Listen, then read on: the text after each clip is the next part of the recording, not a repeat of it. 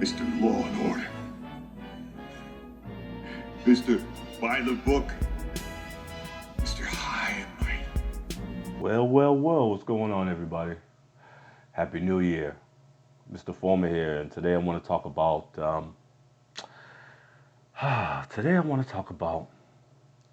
MGTOW. And I want to talk about, now that you're MGTOW, now what? What to expect now that you're adopted this philosophy and that you're living this MGTOW lifestyle, okay, which would be, not getting married, no long-term romantic relationships, okay, and for some of you younger people, not having children and so forth. Well, guys, I'm here to tell you the truth. Being MGTOW is not an easy thing to do.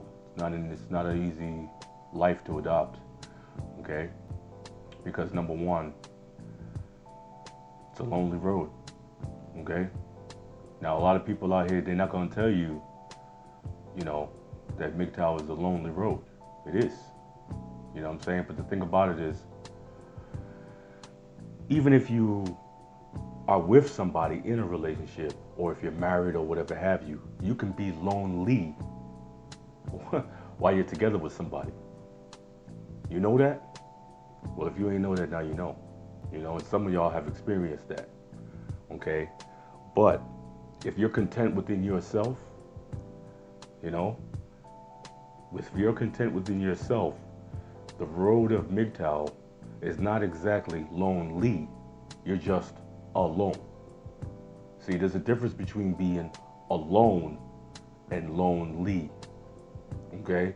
Lonely, to me, my opinion, is suffering. You're suffering because you feel a pain of loneliness. You know what I'm saying? As opposed to you're just alone. Okay? You're just by yourself. Okay? Now, me, myself, I'm not lonely. I'm alone. I'm by myself. You know what I'm saying? But you see, from living this way for a few years now, okay, which has been awesome, and I got the freedom, and I'm making money, and I'm pursuing the things that I need to pursue, man, taking care of business, and I really, really wish that I had this information when I was younger, because I would be like 10 times better off. You know what I'm saying? I'd probably have so much more money than what I do have now and everything like that. I'd be so much more successful if I had this information when I was a younger man, say 18 to 20 somethings, okay? I'd probably be where I'm at now. I'd be here in my early 30s. You know what I mean? So imagine where I could be now if I had this information back then. But yeah, man, you're gonna go through that period of, you're gonna see your friends, and you're gonna see just people that you know, or just people that you don't know. You're gonna see couples.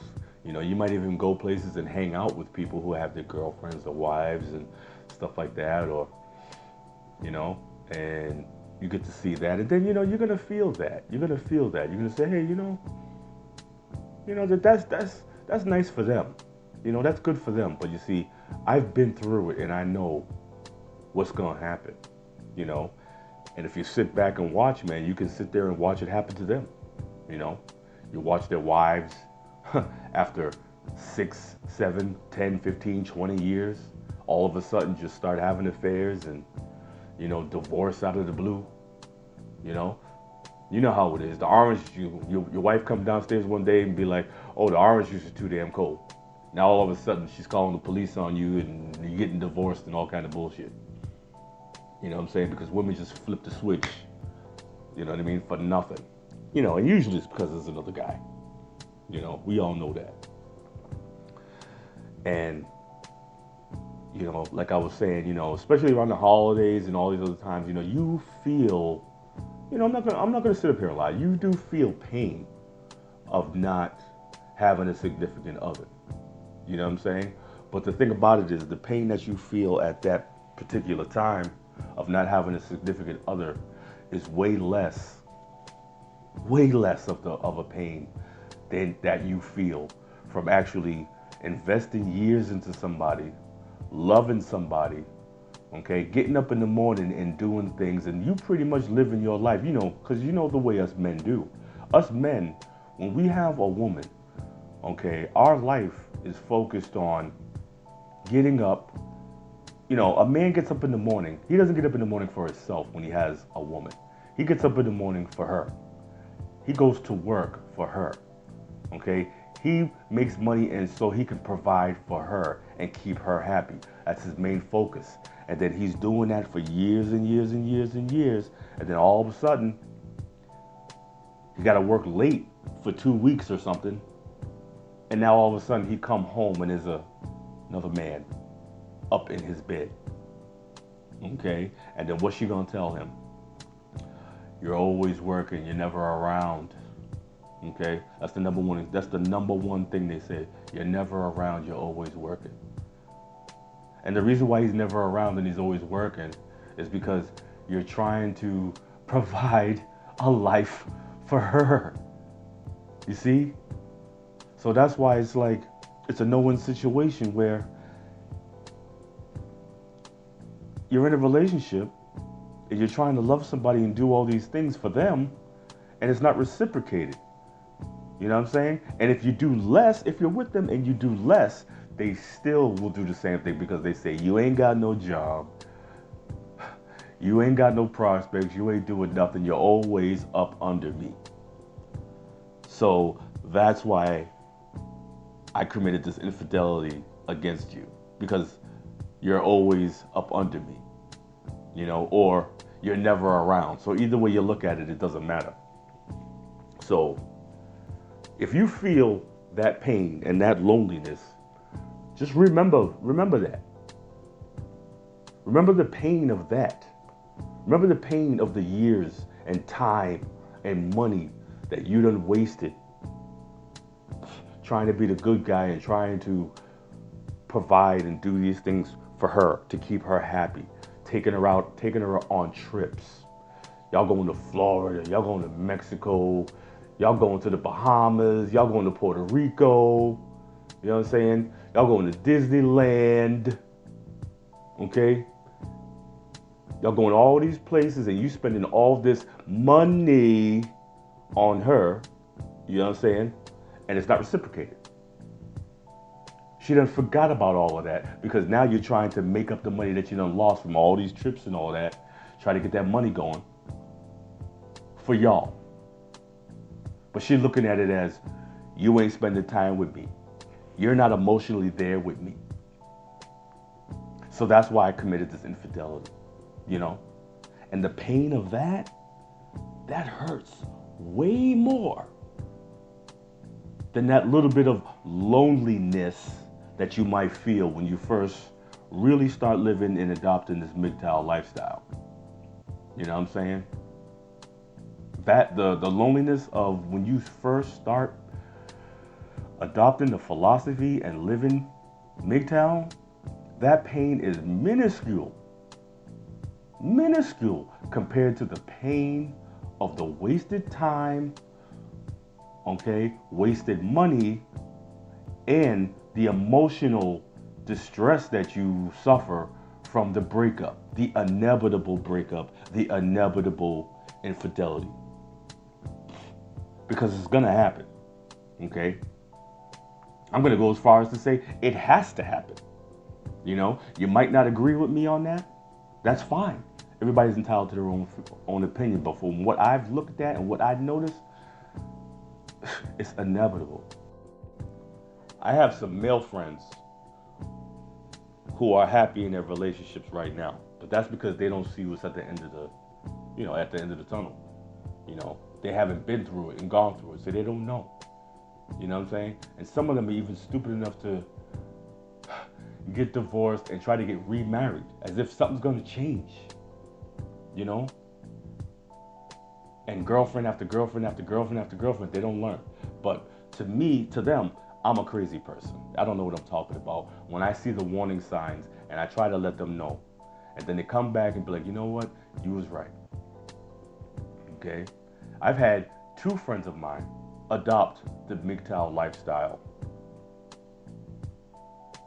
after going through what I told them they was gonna go through. You know? And then they finally realized. But I also have some female friends. And what I try to do is I try to help them at least keep their relationships. You know what I'm saying? Because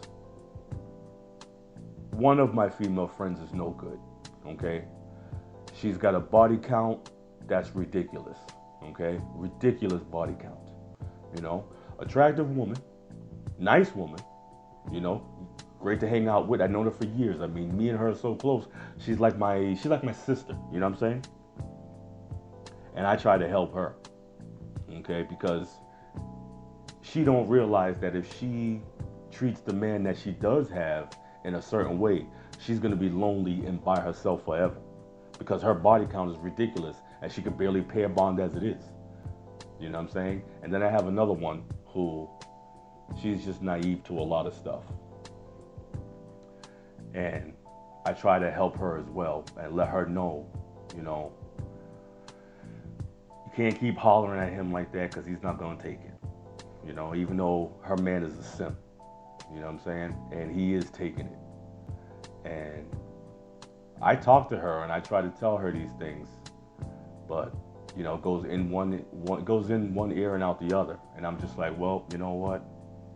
I know, you know, the wall is coming for you.